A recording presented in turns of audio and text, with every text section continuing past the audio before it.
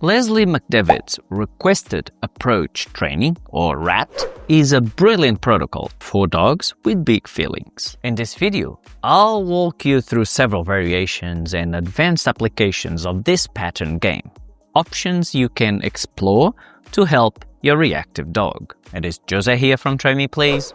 Let's go. In my opinion, at its core, RAT and its application can be summarized into 3 main points. 1. It empowers dogs to ask for approaches instead of being forced into them. 2.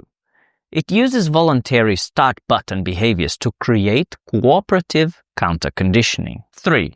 It turns stressful, unpredictable encounters into predictable positive experiences. A common starting point is having the dog lie on a mat and use a chin rest to indicate when the helper or trigger can move. If the dog lifts their head, we can either pause or the helper returns to the starting position.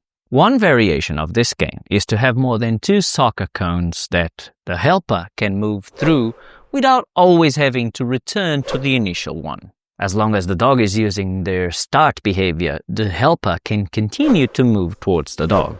Another interesting variation of the game, and one that Leslie describes in detail in her brilliant book, is to have the dog approach the helper instead. The principle is the same. The start button behavior cues and tells us that the dog is okay with more proximity to the helper. Many behaviors can be used for this. For example, the chin rest can be done on the move, or you might want to consider a hand target. Nose on the hand, that's the signal to move closer to the helper. Nose off the hand, pause, reassess, and probably increase distance. With some dogs, they might integrate the look at that, lat, with rat. For example, they might learn to do a chin rest and then play look at that from that position using their eyes. This is perfectly fine. It's another option you can explore. Some dogs might do the chin rest behavior and then do a few look at that's before resuming the chin rest behavior. This is also okay, and in my opinion, you should reinforce the look at that's that they offer and then wait for the chin rest behavior for the helper to continue to move. If the game is brand new to your dog, whenever the helper or trigger moves closer, follow it up with movement away from the dog. Increase pressure, decrease pressure. Reinforce when they say no.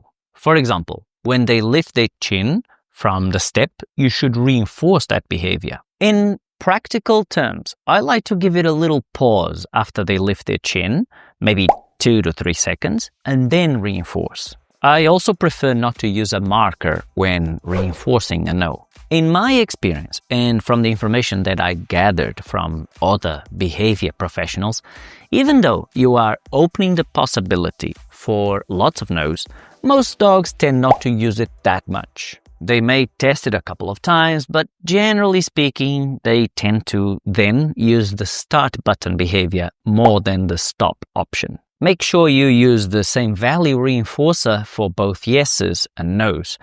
If not, you risk strengthening the yeses while accidentally extinguishing nos. If you are taking some value from this video, could I please ask that you click the like button below? Cute photo, as a thanks.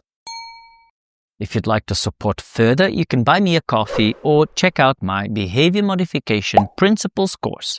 Links are in the description. Next, watch this video here. Obrigado e até breve. Ciao!